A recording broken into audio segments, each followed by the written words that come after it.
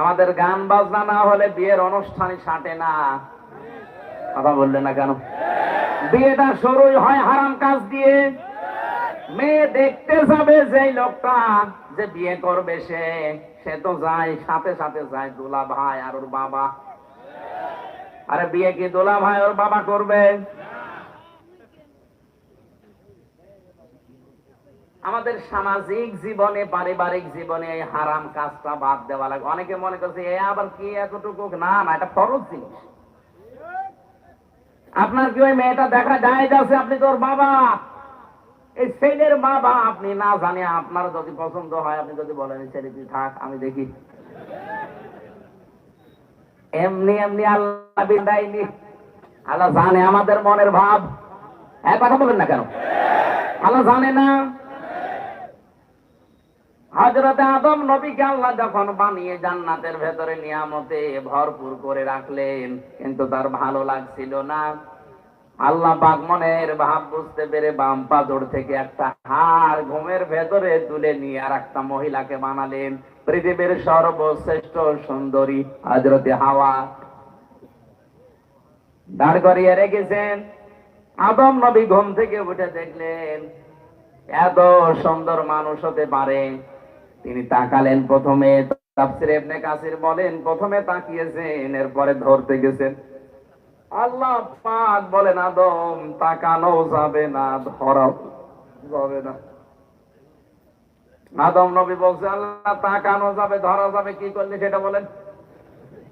তাকানো যাবে, ধরাও যাবে, একটাই শুধু বৈধ পন্থা আছে, বিয়ে করা লাগবে। সুতরাং এখান থেকে বোঝা যায় বিয়ের আগে কোন মহিলার দিকে অন্য নজরে তাকানো জায়েজ নেই, ধরাও জায়েজ নেই, শুধুমাত্র 14 ফেব্রুয়ারির দিন বাদ দিয়ে। এদিনটা কোনো গোনা নেই। এই দিন অনেকে আল্লাহর নাম নিয়ে শুরু করছে যে আল্লাহ এই দিন আমরা পালন করছি। 14 ফেব্রুয়ারি বিশ্ব বেহায়া দিবস যারা পালন করেছেন, এটা কিন্তু ইংল্যান্ড থেকে নিয়ে এসেছে, খ্রিস্টানদের দেশ থেকে। যারা এটা পালন করেছেন মুসলমান দাবি করে, কিয়ামতের দিন আপনার হাসর হবে ওই খ্রিস্টানদের সাথে। মিথ্যা কথা বলবেন না। এখানে যারা পালন করেছেন একটু হাত তোলেন তো আল্লাহ থেকে। একজন তা মুরব্বী মানুষ হাত দিচ্ছে, ওইটাই ঠিক আছে। ওই যে 70 বছর বয়স হবে, ওনার জীবনে এখনো প্রেম আছে, তাও ভালো করুক। যদি স্ত্রীর সাথে 14 ফেব্রুয়ারি পালন করে কোনো অসুবিধা নেই। হ্যাঁ, এই এলাকায় মনে হয় এগুলো পৌঁছায়নি না। আল্লাহ রাব্বুল আলামিন ডাক দিয়ে বলে আদম বিয়ে করা যখন রাজি হয়ে গেলে এর জন্য মোহর দেওয়া লাগে। ওয়া আতুহুন্না উজুরহুন্না ফারিবা, দেন মোহরের টাকা স্ত্রী লোককে দেওয়া নফল না ফরজ? নামাজের মতো ফরজ, ফরজ মনে করে দিয়ে দাও।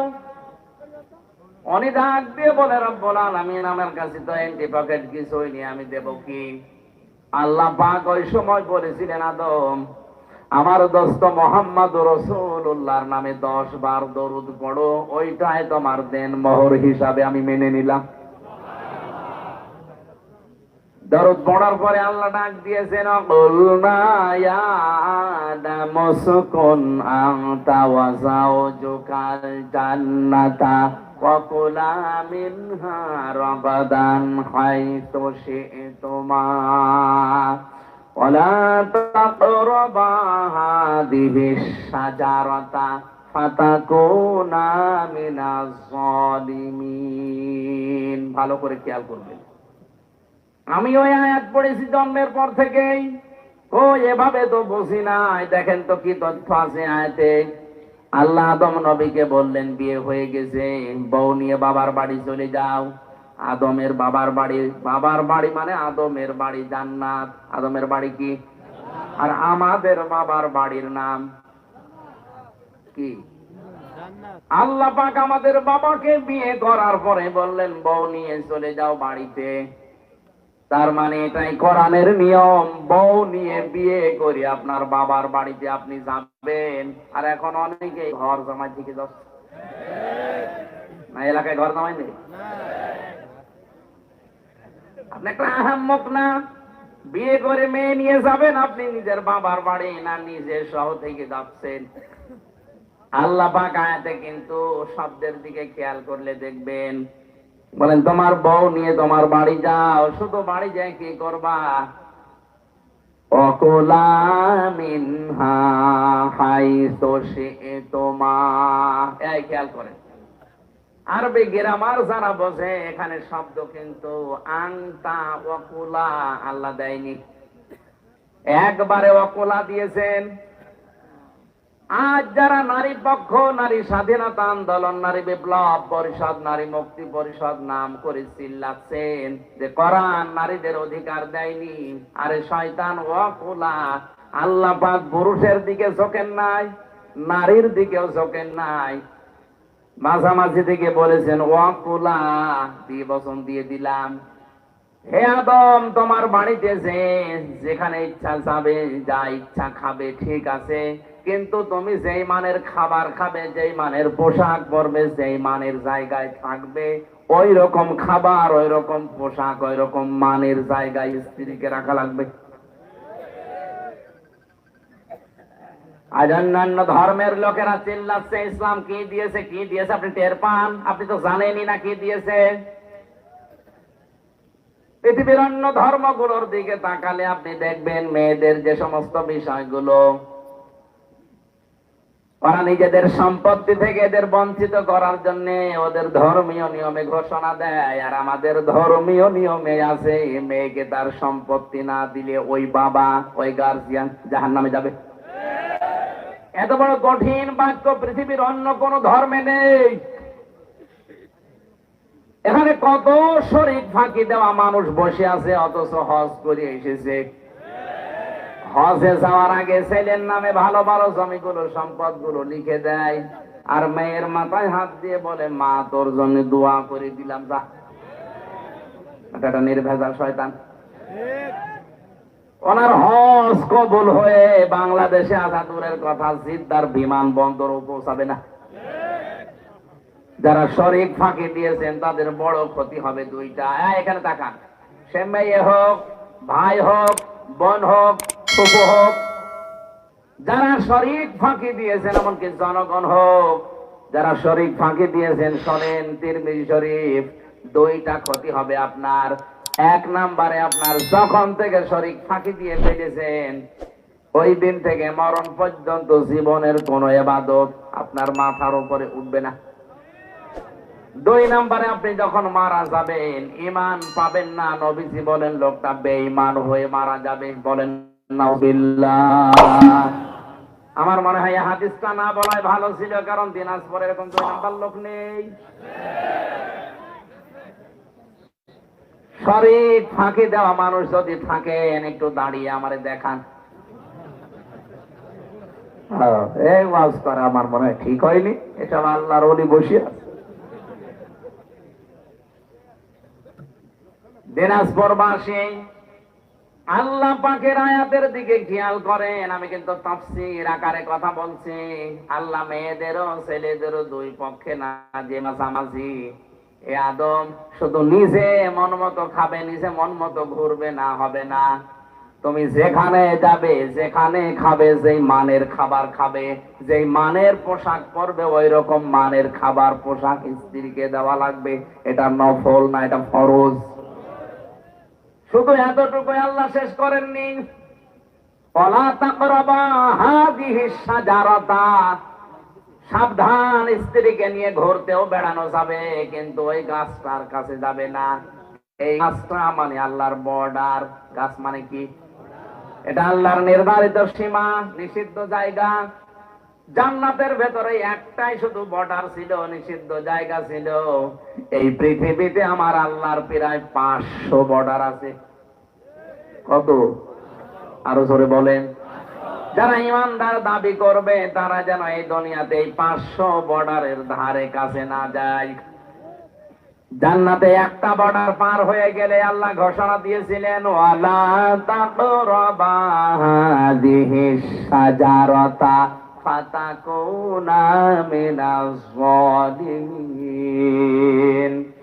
যদি এই গাছের কাছে যাও, বর্ডার সীমারেখা অতিক্রম করো, বর্ডার ক্রস করো, এই নিষিদ্ধ জায়গায় যাও, তাহলে দুইজনে জালেম হয়ে যাবে। আয়াতের মূল শিক্ষা হচ্ছে স্ত্রীকে শুধু ঘরের ভেতরে বসিয়ে রাখবেন না, এইটা আয়াত বলে না। আয়াত বলেছে হাইফো সে তোমা, যাও বেড়াতে যাও। স্ত্রীকে নিয়ে আপনি বেড়াতে যাবেন, অনুষ্ঠানে যাবেন, কিন্তু সাবধান, যেই স্থানে গেলে, যে অনুষ্ঠানে গেলে আপনার নিজেরও বর্ডার থাকে না, আপনার বড় বর্ডার থাকে না। বর্ডার মানে এখানে পর্দা, বর্ডার মানে আরো জোরে, জান্নাতের ভেতরে বর্ডার মানে গন্ধম গাছ। আর পৃথিবীতে আমাদের জন্য বর্ডার আছে যেহেতু 500, এর ভেতরে একটা বর্ডারের নাম পর্দা। আসতে বলে, তাহলে এমন অনুষ্ঠানে যাওয়া যাবে না যেখানে গেলে নিজেরও পর্দা থাকে না, স্ত্রীরও পর্দা থাকে না। এরকম অনুষ্ঠানে যাওয়া যায় নেই। যদি আল্লাহর বর্ডার ক্রস করে, পর্দা লঙ্ঘন করে, বেপর্দা হয়ে ভাবে যায় আর ওখানে আনন্দ ফুর্তি করে, বুঝতে হবে আল্লাহর ভাষায় দুইজনে জালেম হয়ে গেছে। এই হিসাবে বাংলাদেশে এখন জালেম কম না বেশি? আমি পারিবারিক জীবনের কথা বলছিলাম, যে মানুষ বিয়ে করবে তারে নাই দেখা যায় যাচ্ছে, আপনি দুলাভাই হিসাবে গিয়ে আপনিও দেখছেন, আপনার শ্বশুরও দেখতেছে, বলেন নাউজুবিল্লাহ। হারাম কাজ দিয়ে আমাদের শুরু হচ্ছে পরিবার, সন্তানাদি গুলো ভালো হবে কি দিয়ে? আশা করছি পারিবারিক জীবনে আমাদের এই আয়াতটা মেনে নেওয়া দরকার, অন্তত পর্দা যেন লঙ্ঘন না হয়।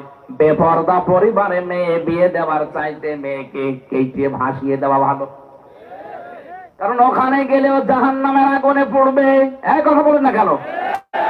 আমরা পারিবারিক ভাবে যদি একটু সচেতন হই, দেখেন পরে মুসলমানের দেশে পর্দারে পরিবেশ ফিরিয়ে আনেন। হ্যাঁ, অনেকে চেষ্টা চালাচ্ছে এ দেশে বেপর্দার লাইন খুলতে, কিন্তু আমরা এটা চাই? আরো জোরে বলেন চাই? আল্লাহ আমাদেরকে পর্দা মানার তৌফিক দিন, বলেন আমিন। রাসূলের অনুসরণ আমরা কি আংশিক চাই না পূর্ণাঙ্গ? আরো জোরে। আল্লাহ জীবনে পূর্ণাঙ্গ অনুসরণ করার তৌফিক দাও, বলেন আমিন। আমার তেলাওয়াত কিন্তু আয়াত সূরা বাকারার 190 নম্বর আয়াত, এখান থেকে আমি আরম্ভ করছি। জবান খুলে কোরআনের সোনালী আয়াত পড়েন। আউযু বিল্লাহি মিনাশ শাইতানির রাজিম।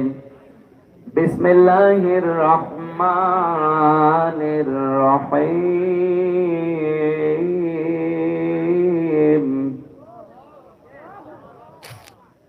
না, আমি একটি কথা পাচ্ছি না। এই একটু এইদিকে আয়াতটা শেষ করি নাকি মোনাজাত করে দেব? 77 প্রকার, হয়তো সব বলা সম্ভব হবে কিনা জানি না, প্রায় 70টা পৃষ্ঠা লিখেছি। এত তো সম্ভব না, যে কয়টা পারি আমার শরীর এবং কণ্ঠ যত সাপোর্ট করে বলছি। বাকিটা গাড়ি থেকে বই আছে, বইয়ের ভেতরে আছে, এটা নিয়ে যাবে। বউকে দেবে আর বউ আপনাকে দেবে, দুইজন পড়াপড়ি করে সংসারে। অন্তত আমার মনে হয় পরকীয়া প্রেম যাদের আছে এটা কেটে যাবে। আমি জেলখানায় থাকতে টুকে টুকে রেখেছিলাম, বাইরে এসে বই আকারে লিখেছি। 2টা আছে, একটা নারীদের জন্য, একটা পুরুষের জন্য। এই যে গাড়িতে আছে ডানি, এখান থেকে মোনাজাতের পরে নেবেন। আমরা এখন কোরআনে প্রবেশ করছি। জবান খুলে পড়েন আউযু বিল্লাহি মিনাশ শাইতানির রাজিম। বিসমিল্লাহির রহমানির রহিম।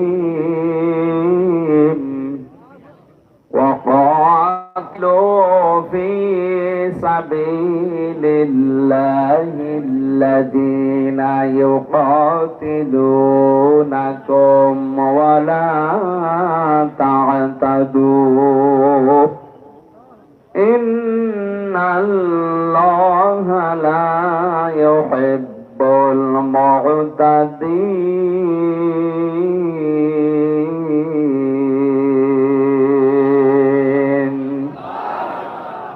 সূরা বাকারা 286টা আয়াত আছে, 40টা রুকু আছে, মাত্র একটা আয়াত পড়েছি, আয়াত নাম্বার 190। 100 আল্লাহ পাক বলেন কাতিলু, তোমরা লড়াই করো, হত্যা করো। শব্দের প্রথমটা শুনে বোঝা যাচ্ছে আল্লাহ মনে হয় মারামারির পক্ষে না, মানে আপনি তাকান, কাতিলু তোমরা কতল করো, তোমরা লড়াই করো, সংগ্রাম করো, আন্দোলন করো। সূরা আনাম কি আনাম না আনফাল, সূরা আনফালের 18 নম্বর আয়াতে আছে ফালাম তাকতুলুহুম ওয়ালাকিন্নাল্লাহা কাতালাহুম। হে নবী, আপনি তাদেরকে তো হত্যা করেননি, আমি আল্লাহ নিজে তাদেরকে হত্যা করেছি। তার মানে এই সমস্ত আয়াতগুলো পড়লে মনে হয় আল্লাহ মনে হয় মারামারি, হত্যা এর পক্ষে না। এই কথাটা আন্দাজে যদি কেউ নিয়ে এই যে বোমাবাজি যারা করে ইসলামের নাম নিয়ে, এদের পেছনে হাত দিয়ে দেখবেন কোটি কোটি টাকা এদের ইহুদিরা দিচ্ছে। এই পৃথিবীতে আজ হাজারো মানুষ ইসলামের নাম নিয়ে এদের প্রথম শব্দটা শুনেই মারামারিতে লিপ্ত হয়ে যাচ্ছে, হত্যা করতে চাচ্ছে না। আল্লাহ কিন্তু হত্যার কথা উদ্বুদ্ধ করার পরে তিনি ওয়ালা তাতাদু দিয়েছেন যে সীমা লঙ্ঘন করা যাবে না। ফি সাবিলিল্লাহি, তোমরা লড়াই করবা, সংগ্রাম করবা, হত্যা করবা, কিন্তু রাস্তা হবে আল্লাহর। আর আল্লাহর রাস্তায় নবীজির যে 40 বছর থেকে শুরু করে 63 বছর, এই 23 বছরে তিনি নবুয়তের জিন্দেগিতে নিজে 27টা যুদ্ধের সেনাপতি হয়ে দায়িত্ব পালন করেছিলেন। আসতে বলেন, তিনি কি আয়াত জানতেন না? কোন দিন নিজের হাতে তো একটা মানুষও হত্যা করেননি। আল্লাহ হত্যা করার কথা বলছেন আল্লাহর রাস্তা। এটা কেমন রাস্তা, কোন রাস্তা, কিসের রাস্তা? এই রাস্তাগুলো আমাদের ব্যাখ্যা করা লাগবে এখন। এই পৃথিবীর ময়দানে যারা ইমানদার তারা লড়াই করতে থাকবে, তারা আন্দোলন করবে। আল্লাযীনা আমানু ইউকাতিলুনা ফি সাবিলিল্লাহ। সূরা নিসার 76 নম্বর আয়াতের প্রথম অংশে আছে আল্লাহ পাক বলেন যাদের ঈমান আছে তারা সারাটা জীবন লড়াই করবে, সংগ্রাম করবে, কিন্তু রাস্তা হবে আল্লাহর। ওয়াল্লাযীনা কাফারু আউলিয়াউহুমুত তাগুত, আর যারা কাফের তারাও লড়াই করে, সংগ্রাম করে, আন্দোলন করে, কিন্তু তাদের রাস্তা হবে শয়তানের। এখান থেকে ভাগ হয়ে যাবে, আপনি আল্লাহর রাস্তায় থাকবেন না তাগুতের রাস্তায়? আল্লাহর রাস্তায় যারা থাকবে আল্লাহর ভাষায় তারা ঈমানদার, শয়তানের রাস্তায় যারা থাকবে তারা আল্লাহর ভাষায় কাফের। বাংলাদেশে এখন ঈমানদার আর কাফের বোঝার জন্য কারো ফতোয়া লাগবে না, আপনি নিজেই যথেষ্ট।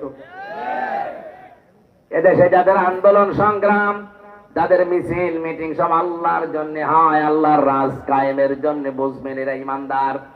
আর যারা মানুষের তৈরি করা নিয়ম নীতিগুলো দুনিয়ায় প্রতিষ্ঠা করার জন্য আন্দোলন করে, সংগ্রাম করে, মিছিল মিটিং করে, টাকা পয়সা খরচ করে, বুঝবেন এটা কাফের।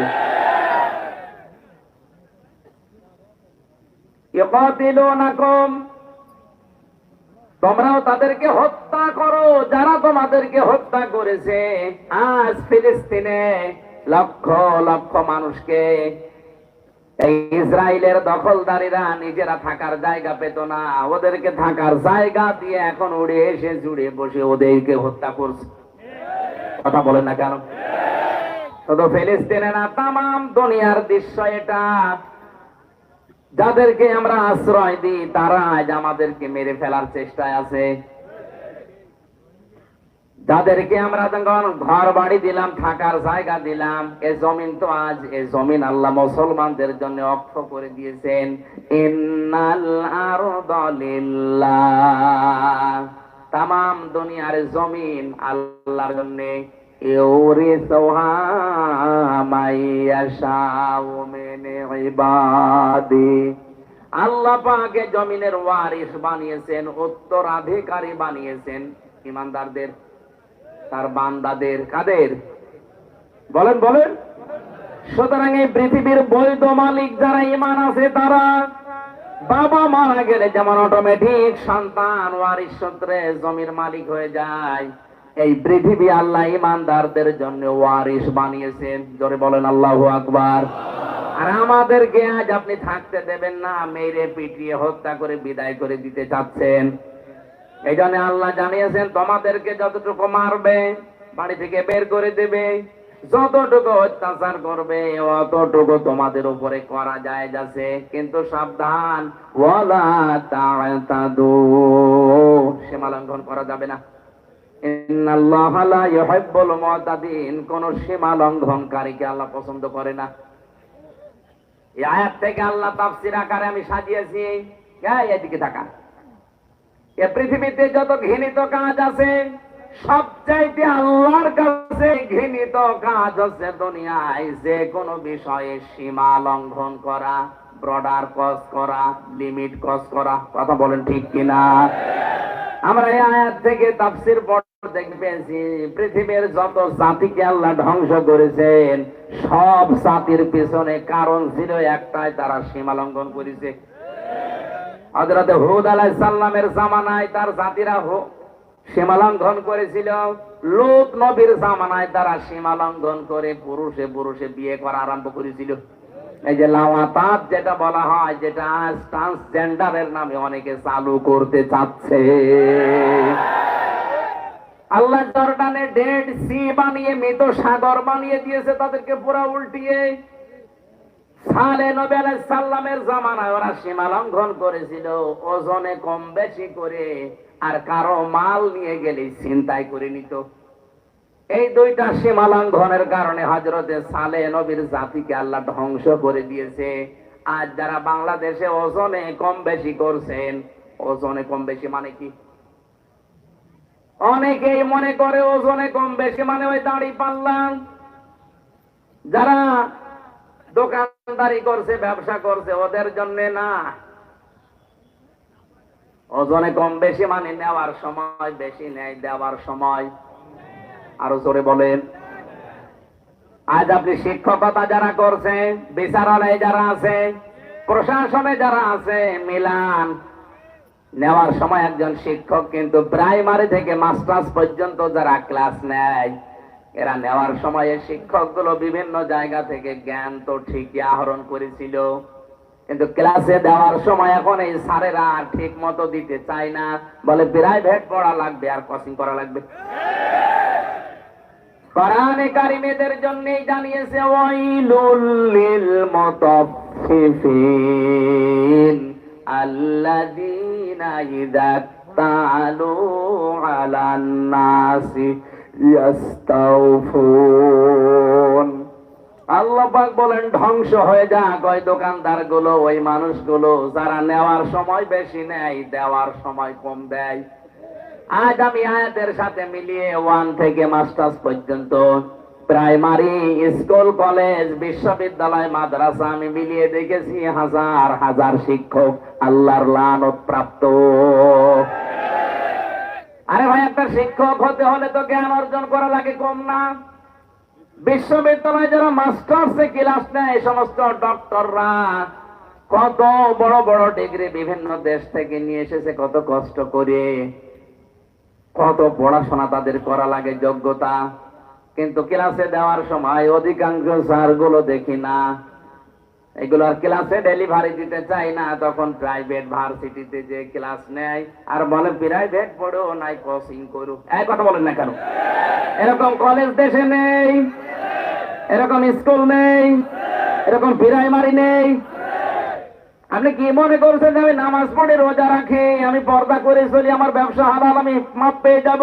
আরে ভাই, আপনি তো ওজনে কম বেশি করছেন। আশা করছি যত শিক্ষক আছে পৃথিবীতে এই আওয়াজটা যত জায়গায় পৌঁছাবে, আমি এমনি বলি নাই, আমার বিশ্ববিদ্যালয়ের দিকে তাকিয়ে বলছি। আমার একজন স্যার আমি যা দেখেছি, শুধু আমার ডিপার্টমেন্টে এরা জ্ঞানের সাগর, কিন্তু ওইভাবে যদি আমাদেরকে দিত আমরা অন্তত কিছু না কিছু পেতাম।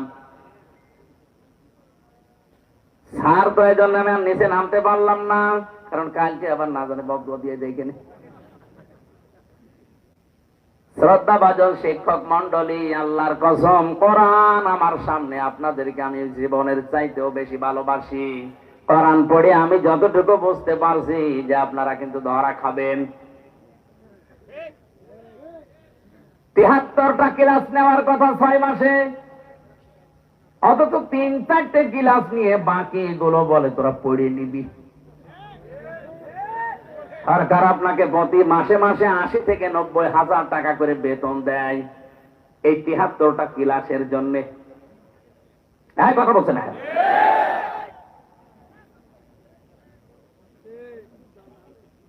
নাকি একটু বেশি হয়ে গেল? ঠিক আছে, মানে এইটাই আসো।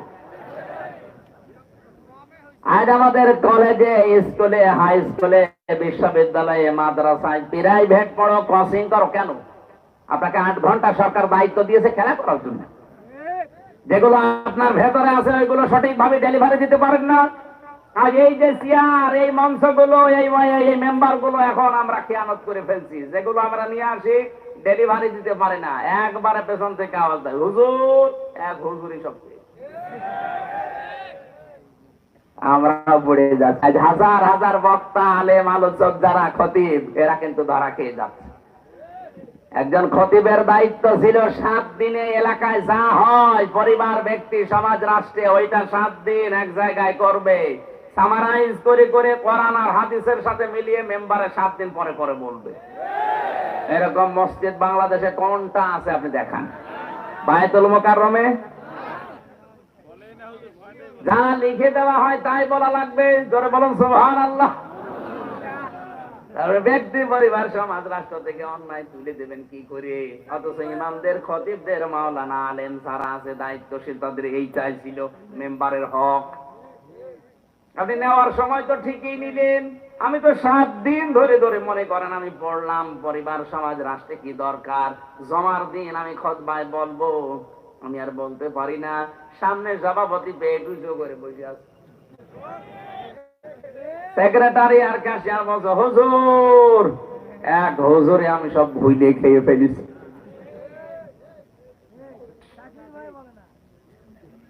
আমার ভাইরা, না হচ্ছে না। সালেহ নবী আলাইহিস সালামের জামানায় তারা অবাধ্য হয়েছিল, সীমা লঙ্ঘন করেছিল। এই 2টা কাজে ওজনে কম বেশি করতো আর ডাকাতি করতো। এদেশে তো ডাকাত নেই। ডাকাত মানে এই যে পুকুর ডাকাতি করে, বন ডাকাতি করে, ব্যাংক ডাকাতি করে। আজ বিভিন্ন দেশে দেশে তারা স্ত্রীর নামে বেগম পাড়া বানায়। কথা বলেন ঠিক কিনা? আরে ভাই, বাইরের দেশে যারা বেগম পাড়া বানিয়েছে ওরা 2, 4, 5 টাকা চুরি করা লোক না, ওরা ডাকাত। কলমের খোসা দিয়ে 1 খোসাতে 2 সেকেন্ডে 20 কোটি টাকা যারা এরকম ঝেড়ে দিতে পারে তারাই বেগম পাড়া বানায়। আর আমাদের দেশে চুরির বিচার হয় মূল্য চোর, স্যান্ডেল চোর।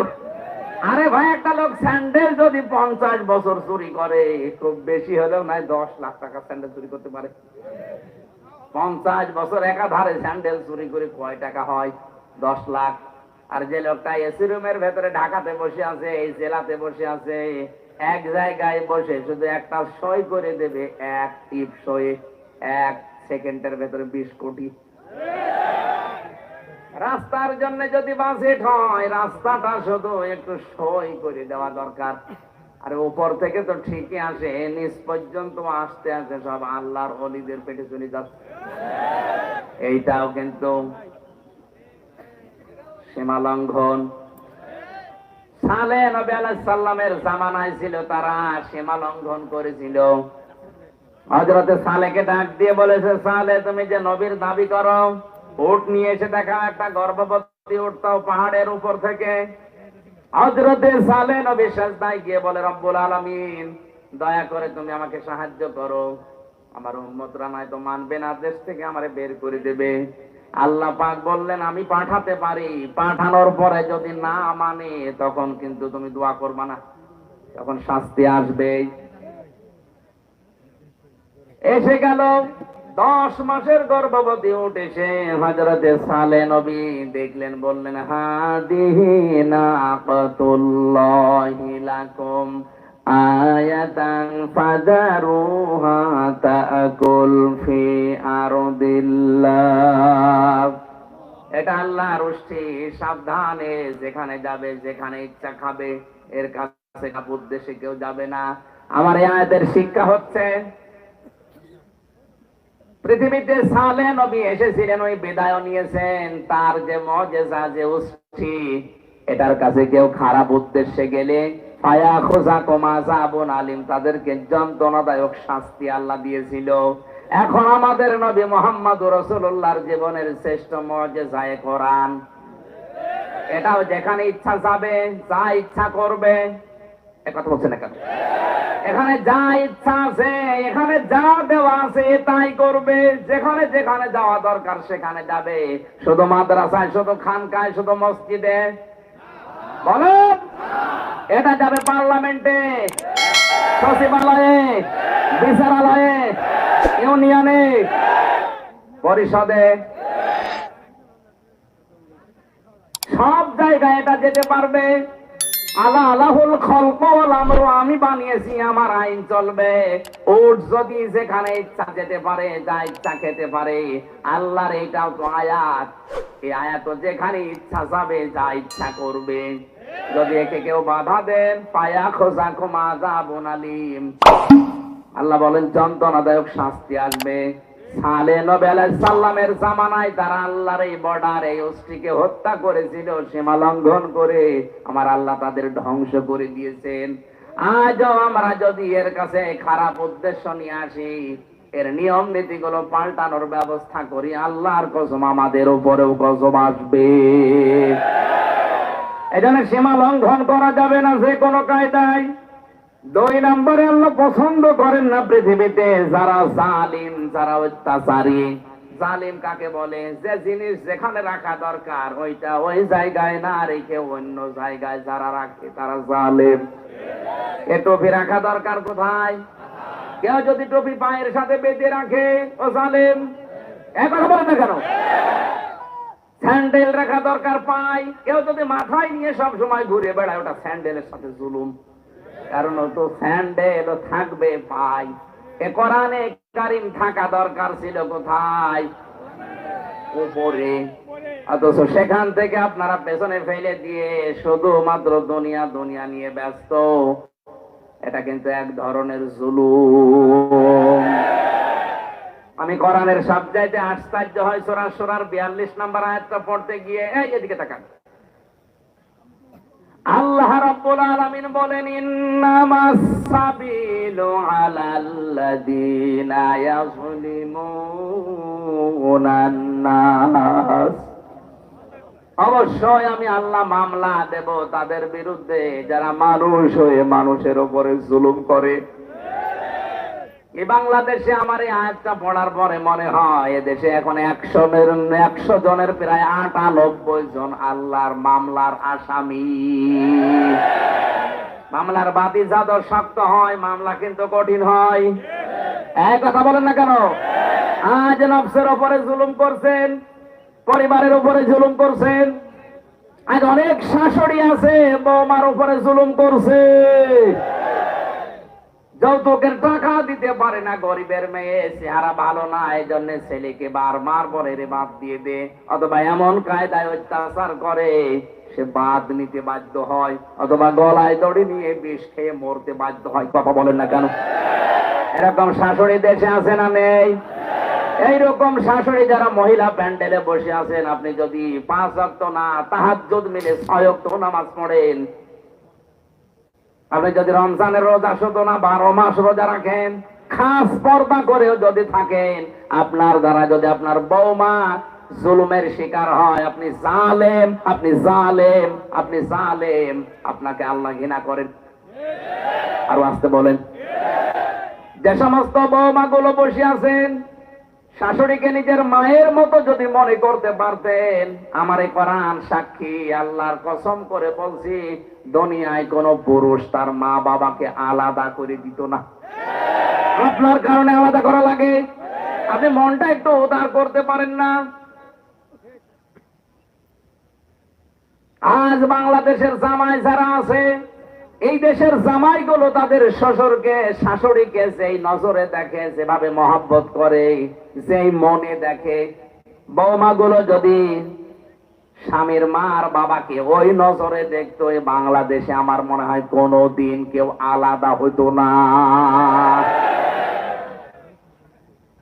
পরিবারে এদের এই শুধু কানাকানি, তালাতালি, কান কথার কারণে আজ পরিবারগুলো মিনি জাহান্নাম হয়ে গেছে। এই লোকটা সারাদিন বাইরে থেকে কাজ করে এসে বয়ের গোমরা মুখ, মায়ের গোমরা মুখ এখন করবে কি? বাধ্য হয়ে শেষ পর্যন্ত মানসিক রোগী হয়ে যায়। বেশি বলে ফেললাম? সম্মানিত মা বোনেরা, আমরা জামাইরা যেভাবে আছি, আপনারা একটু উদার হন। ওটা যদি আপনার মা বাবা হতো, কোনদিন আপনি কিন্তু বৃদ্ধাশ্রমে রেখে আসতে বলতে পারতেন না। আপনার যা করা লাগে আপনি তাই করতেন। এরকম 25 বছর 30 বছর পর্যন্ত ওই মেয়েটা, ওই ছেলেটা এর পেছনে শ্রম দিয়ে এ পর্যন্ত বড় করে আপনার হাতে দিল, আর আপনি এখন 3 কথার কবুল বলে একেবারে সব দায়িত্ব নিয়ে নিয়েছেন। মা বাবা এখন ডিলেট হয়ে যাবে মানে? এইরকম যারা ছোট মানসিকতার মন মানসিকতা তৈরি করছেন, আপনার সন্তানও কিন্তু ঠিক ওই রকমই করবে যেটা শাশুড়ির সাথে করছে। আর জুলুম আমাদের পরিবারে ভরে গেছে। আর স্বামী স্ত্রীর উপরে জুলুম করছে, স্ত্রী স্বামীর উপরে জুলুম করছে। স্বামী স্ত্রীর বড় জুলুম হচ্ছে দেশে এখন পরকীয়া প্রেম। আপনার জন্য যে মহিলা বাসেট আছে, যার সাথে বিয়ে হয়েছে, আপনি মনে করবেন এইটা আপনার জন্য বরাদ্দ আল্লাহর পক্ষ থেকে। অন্য কোন দিকে আপনি বিয়ে ছাড়া আর মন দিতে পারবেন না। যদি দেন আপনি জালেম হবেন। যে মহিলা বিয়ে হয়েছে আপনার স্বামীর সাথে, মনে করবেন এইটাই মরণ পর্যন্ত আপনার। হ্যাঁ, স্বামীর ইনকামে আপনাকে আবার সন্তুষ্ট থাকা লাগবে। নবীজি বলেন ওই মহিলাকে, হযরতে আইয়ুব নবীর স্ত্রীর সাথে আল্লাহ জান্নাত দেবেন যেই মহিলা নিজের স্বামীর ইনকামের উপরে খুশি থাকে। আপনার স্বামীর ইনকাম প্রতি মাসে 20,000 টাকা, আপনার পার্লারে সাজতে লাগে 18,000 টাকা, ও এখন করবে কি? আপনাকে তো আল্লাহ ইচ্ছা করলে সালমান এফ রহমানের সাথে, আকিজের বড় ছেলের সাথে বিয়ে দিতে পারত। কথা বলছে না কেন? সেই জায়গায় না দিয়ে এই লোকটার মতো একটা হুজুরের সাথে দিয়েছে, এর মাসে ইনকাম 20,000, ওর যদি সাজতে গোজতে লাগে 18,000, ও এখন চুরি করা ছাড়া অবৈধ উপায় উপায় আছে। আর অধিকাংশ স্বামীগুলো অবৈধ পথ বেছে নেয় তার স্ত্রীর মন জোগাতে। সম্মানিত মা বোনদেরকে বলবো, যদি আইয়ুব নবীর স্ত্রীর সাথে জান্নাত পেতে চান, স্বামীর যতটুকু ইনকাম আছে অতটুকুর উপরে নিজের চাহিদাকে নিয়ন্ত্রণ করেন। আল্লাহ তাওফিক দিন, বলেন আমিন। 3 নাম্বার, আল্লাহ পছন্দ করেন দুনিয়াতে যারা অহংকার করে সম্পদের, যেমন কারুন। 4 নাম্বার, আল্লাহ পছন্দ করে যারা অপচয় করে, অপব্যয় করে। এখানে শব্দ দুইটা, একটা অপচয় আর একটা অপব্যয়। আরবিতে একটা হচ্ছে ইসরাফ আর একটা তাবজির। ইসরাফ করাও হারাম, তাবজির করাও হারাম। ইসরাফ মানে বৈধ কাজে ব্যয় করা বেশি। আমার আম লাগবে 2 কেজি, টাকার গরমে আমি 10 কেজি আম কিনে 8 কেজি পচিয়ে ফেললাম, এটা হারাম। আসতে বলেন। আর তাবজির বলা হয় হারাম কোন কাজে টাকা খরচ করা, যেমন মদ খাওয়া, বিড়ি খাওয়া। এক কথা বলছেন কেন? এমনিতেই হারাম, এরপর আবার হারাম ডবল করে করছে। আল্লাহ এই মানুষগুলোকে সবচাইতে বেশি ঘৃণা করেন যারা অপচয় করে, যারা অপব্যয় করে। কোরআন পড়ে আমি শয়তানের ভাই পেয়েছি শুধু যারা অপচয় করে তাদেরকে। বড় বড় গুনার কথা কোরআনে আছে, কিন্তু শয়তানের ভাই আল্লাহ বলেননি। শয়তানের ভাই আল্লাহর দৃষ্টিতে তারা যারা এই দুনিয়ায় অপচয় করে। বলেন নাউজুবিল্লাহ। 5 নম্বরে মহান আল্লাহ বলেন যারা খেয়ানত করে, যারা পাপী। আমানতের খেয়ানতে দেশে এখন আছে না নেই? সব চাইতে বড় খেয়ানত হচ্ছে যে চেয়ারে বসার যোগ্য না তাকে ওই চেয়ারে বসাই খেয়ানত। এটা আমেরিকায় চলছে, বাংলাদেশে শুরু হয়নি। যার যোগ্যতা নেই চেয়ারে বসায় তারে জোর করে বসানো হয়, অথবা সে নিজেই জোর করে বসে। এটা আমানতের আমানতের আমানতের আমানতের খেয়ানত যারা করে তারা আল্লাহর নবীর ভাষায় মোনা মোনা মোনা। 6 নম্বরে নবীজি বলেন আল্লাহ তাদেরকে অপছন্দ করেন যারা ফাসাদ সৃষ্টি করে, বিশৃঙ্খলা তৈরি করে দুনিয়ায়। 7 নম্বরে যারা মন্দ কথা বলে, মন্দ কাজ করে। এতগুলো পয়েন্ট আর বলা যাচ্ছে না, আমার গলা ভেঙে যাচ্ছে। এই যে 7 প্রকার পর্যন্ত বললাম, অন্তত আমরা যেন এর ভেতরে যদি থাকি নিজেকে এখনই থামাই। 1 নম্বরে সীমা লঙ্ঘনকারী, 2 নম্বরে জালিম। কথা বুঝতেছেন? এই সমস্ত গুণ আমাদের ভেতরে আছে। 3 নম্বরে অহংকারী, 4 নম্বরে অপচয়কারী, অপব্যয়কারী, এরপরে খেয়ানতকারী, বিশৃঙ্খলা সৃষ্টিকারী, ভালো কথা না বলে মন্দ কথা বলে, গালিগালাজ করে, স্ট্যাটাস দেয়, এরম উল্টা পাল্টা। মানুষের ভেতরে বিভেদ তৈরি করার জন্য যারা চেষ্টা চালায়, মানুষের নামে যারা বানিয়ে বানিয়ে অপবাদ চালায়, অপবাদ দেয়, এই মানুষগুলোকে আল্লাহ সবচাইতে বেশি ঘৃণা করে। বুঝবেন যে এলাকায় মানুষের উপরে অপবাদ চাপানো হয় বেশি, যেই পরিবারে, যেই সমাজে, যে রাষ্ট্রে ভালো মানুষকে কালার করার জন্য চেষ্টা করা হয়, ওই এলাকার মানুষের দোয়া কবুল করা আল্লাহ বন্ধ করে দেয়। আমাদের দোয়া আজ মাঠে মারা যাচ্ছে শুধু একটা কারণে, যে লোক যে কাজ করেনি তার নামে বানিয়ে বানিয়ে সেই দোষ দিয়ে আজ দুনিয়ার মানুষের সামনে তাকে আমরা কালার করার চেষ্টা করেছি। দোষে দেশে এখন নেই, আমরা সবচাইতে বেশি করছে দেশে কিছু নামধারী মুনাফিক আলেমরা। যে লোকটা যে এরকম কাজ করেনি, এইরকম দোষ তার উপরে চাপিয়ে তারা কি করে কালার করা যায় জাতির সামনে, সে তো মরেই গেছে, তারই নিয়ে এত নালাপালাপালি করার দরকার কি? আল্লাহ আমাদের হেফাজত করুন, আমিন। বারাকাল্লাহু লানা ওয়া লাকুম ফিল কোরআনিল আযীম। মোনাজাতের পরে অবশ্যই বইটা নিয়ে যান, কাজে লাগবে। আপনারা যারা টাকা পয়সা এখনো দেননি, দেবেন বলে রেখে দিয়েছেন আমার কাছে, অবশ্যই আপনারা এখানে দিয়ে যাবেন।